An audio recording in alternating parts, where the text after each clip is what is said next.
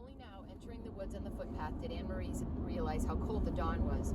She had watched and helped earlier as the others donned sweaters, jackets, and coats, and she had peered into the night, following them with her eyes as they moved silently off, bulky in their garments, blankets in their arms.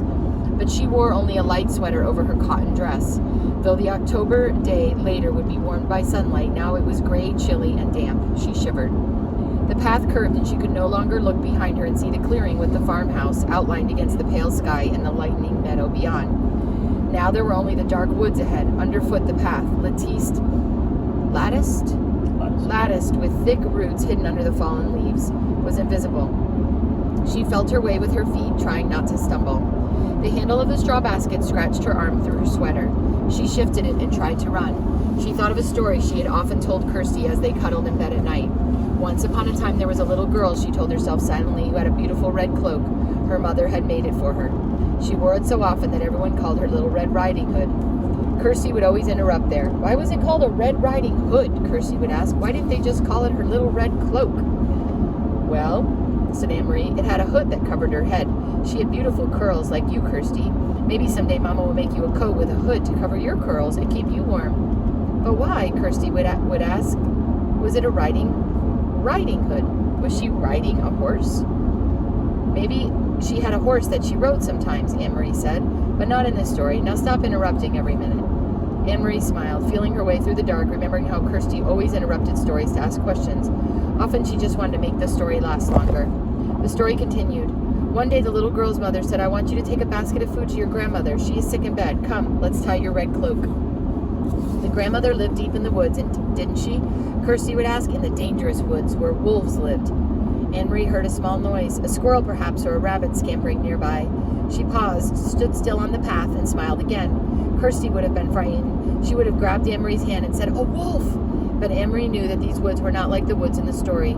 There were no wolves or bears or tigers, none of the beasts that populated Kirsty's vivid imagination. She hurried on. Still, these were very dark woods. Anne-Marie had never followed this path in the dark before. She had told her mother she would run, and she tried. Here the path turned. She knew the turning well, though it seemed different in the dark. If she turned to the left, it would take her to the road, out where it would be lighter, wider, more traveled, but more dangerous too. Someone could see her on the road. At this time of the dawn, other fishermen would be on the road, hurrying to their boats for the long day at sea, and there might be soldiers. She turned to the right and headed deeper into the woods. It was why Mom and Peter had needed to guide those who were strangers here, the Rosens and the others. A wrong turn would have taken them into danger. So Little Red Riding Hood carried the basket of food and hurried along through the woods, Anne-Marie had told her sister.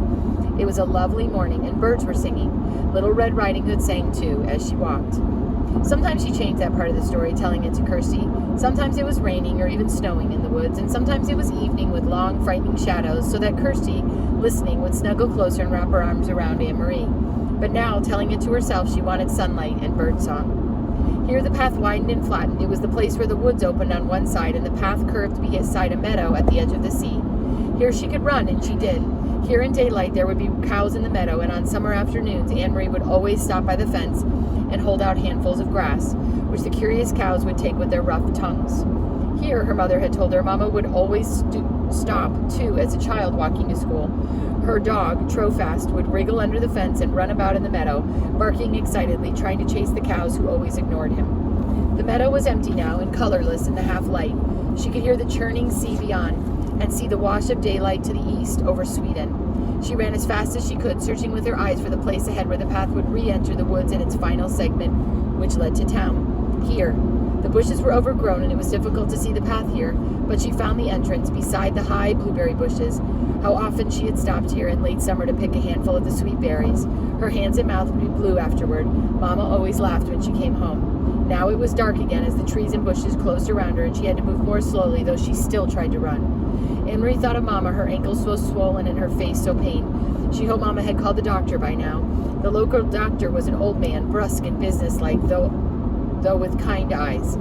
He had come to the farmhouse several times during the summers of the past, his battered car noisy on the dirt road. He had come once when Kirsty, a tiny baby then, had been sick and wailing with an earache, and he had come when Liz had spilled hot grease cooking breakfast and burned her hand.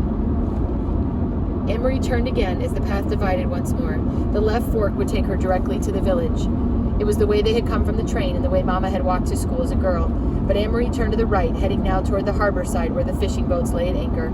She had often come this way before, too, sometimes at the end of the afternoon to pick out the Ingelborg, Uncle Henrik's boat, from the many returning, and to watch him and his helpers unload the day's catch of slippery, shimmering herring, still flopping in their containers. Even now, with the boats in the harbor ahead, empty of fish, preparing to leave for the day's fishing, she could smell the oily, salty scent of herring, which always remained in the air here. It wasn't far now, and it was getting lighter. She ran almost as fast as she had run at school in the Friday foot races, almost as fast as she had run down the Copenhagen sidewalk on the day that the soldier had stopped her with his call of halt. Anne-Marie continued the story in her head. Suddenly, she said, as Little Red Riding Hood walked through the woods, she heard a noise. She heard a rustling in the bushes. A wolf, Kirsty would always say, shivering with fearful delight. I know it's going to be a wolf. Anne-Marie always tried to prolong this part, to build up the suspense and tantalize her sister. She didn't know what it was. She stopped on the path and listened. Something was following her in the bushes. Little Red Riding Hood was very, very frightened. She would stop, would stay silent for a moment, and beside her in the bed she could feel Kirsty holding her breath. Then Anne-Marie would go on in a low, dreadful voice. She heard a growl. Anne-Marie stopped suddenly and stood still on the path. There was a turn immediately ahead. Beyond it, she knew, as soon as she rounded the turn, she could see the landscape open to the sea. The woods would be behind her there, and ahead of her would be the harbor and docks and the countless fishing boats. Very soon it would be noisy there, with engines starting, fishermen calling to one another, and gulls crying. But she had heard something else. She heard bushes rustling ahead. She heard footsteps, and she was certain it was not her imagination. She heard a low growl. Cautiously, she took a step forward, and another. She approached the turn in the path, and the noises continued. Then there they were, in front of her, 4 armed soldiers. With them, straining at taut leashes, were 2 large dogs, their eyes glittering, their lips curled. So that's the end of chapter 14, and I'm going to go on to 15, which is called My Dog Smells Meat. Anne-Marie's mind raced. She remembered what her mother had said. If anyone stops you, you must pretend to be nothing more than a silly little girl. She stared at the soldiers, and she remembered how she had stared at the others, frightened when they had stopped her on the street. Kirsty hadn't been frightened. Kirsty had been, well, nothing more than a silly little girl, angered because the soldier had touched her hair that afternoon. She had known nothing of danger, and the soldier had been amused by her. Anne-Marie willed herself with all her being to behave as Kirsty would. Good morning, she said carefully to the soldiers. They looked her up and down in silence. Both dogs were tense and alert. The 2 soldiers who held the leashes wore thick gloves. What are you doing here? One of them asked. Anne-Marie held out her basket with the thick loaf of bread visible. My Uncle Henrik forgot his lunch, and I'm taking it to him. He's a fisherman. The soldiers were looking around. Their eyes glanced behind her and scanned the bushes on either side. Are you alone? One asked. Anne-Marie nodded. Yes, she said. One of the dogs growled, but she noticed that both dogs were looking at the lunch basket. One soldier stepped forward. The other and the 2 holding the dogs remained where they were. You came out here before daybreak just to bring a lunch. Why doesn't your uncle eat fish? What would Kirsty reply? Anne-Marie tried to giggle the way her sister might. Uncle Henrik doesn't even like fish, she said, laughing. He says he sees too much of it and smells too much of it. Anyway, he wouldn't eat it raw. She made a face. Well, I suppose he would if he were starving, but Uncle Henrik always has bread and cheese for lunch. Keep chattering, she told herself as Kirsty would, a shy little girl. I like fish, she went on. I like it the way my mother cooks it. Sometimes she rolls it in breadcrumbs, and the soldier reached forward and grabbed the crisp loaf of bread from the basket. He examined it carefully, then he broke it in half, pulling the 2 halves apart with his fists. That would enrage Kirsty, she knew it. Don't, she said angrily. That's Uncle Henrik's bread. My mother baked it. The soldier ignored her. He tossed the 2 halves of the loaf to the ground, 1 half in front of each dog. They consumed it, each snapping at the bread and gulping it so that it was gone in an instant. Have you seen anyone in the woods? The soldier barked the question at her. No, only you. Anne-Marie stared at him. What are you doing in the woods anyway? You're making me late. Uncle Henrik's boat will leave before I get there with his lunch, or what's left of his lunch. The soldier picked up the wedge of cheese and he turned it over in his hand. He turned to the 3 behind him and asked them something in their own language. One of them answered 9 in a bored tone. Anne-Marie recognized the word. The man had replied no. He had probably been asked, Anne-Marie thought, do you want this? Or perhaps, should I give this to the dogs? Anne-Marie gave an exasperated sigh. Could I go now, please? She asked impatiently. The The soldier reached for the apple. He noted its brown spots and made a face of disgust. No meat? He asked, glancing at the basket and the napkin that lay in its bottom. Anne-Marie gave him a withering look. You know we have no meat, she said insolently. Your army eats all of Denmark's meat. Please, please, she implored in her mind. Don't lift the napkin. The soldier laughed. He dropped the bruised apple on the ground, and one of the dogs leaned forward, pulling at his leash, sniffed the apple, and stepped back. Both dogs still looked intently at the basket, their ears alert, their mouths open. Saliva glistened on their smooth pink gums. My dogs smelled meat, the soldier said. They smelled squirrels in the woods, Anne-Marie responded. You should take them hunting. The soldier reached forward with the cheese in one hand as if he were going to return it to the basket, but he didn't. Instead, he pulled out the flowered cotton napkin. Anne-Marie froze. Your uncle has a pretty little lunch, the soldier said scornfully, crumpling the napkin around the cheese in his hand. Like a woman, he added with contempt. Then his eyes locked in the basket. He handed the cheese and napkin to the soldier beside him. What's that? There in the bottom, he asked in a different, tenser voice. What would Kirsty do? Anne-Marie stamped her foot. Suddenly, to her own surprise, she began to cry.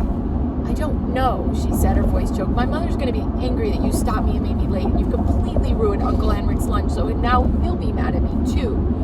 The dogs whined and struggled against the leashes, nosing forward to the basket. One of the other soldiers muttered something in German. The soldier took out the packet. Why was this so carefully hidden? He snapped.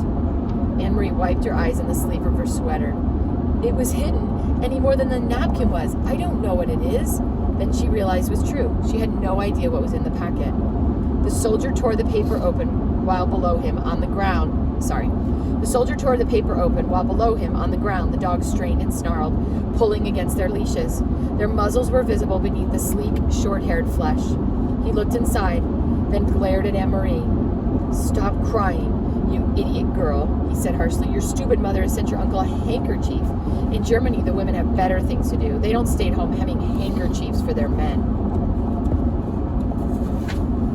He gestured with the folded white cloth and gave a short, caustic laugh. At least she didn't stitch flowers on it. He flung it to the ground, still half wrapped in the paper beside the apple. The dogs lunged, sniffed at it eagerly, then subsided, disappointed again. Go on, the soldier said.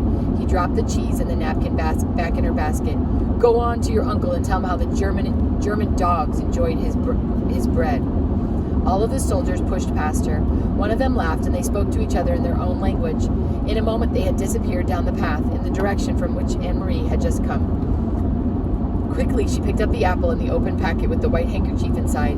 She put them into the basket and ran around the bend to the harbor, where the morning sky was now bright with early sun, and some of the boat engines were starting their strident din. The Ingelborg was still there, by the dock, and Uncle Henrik was still there, his light hair windblown and bright as he knelt by the nets.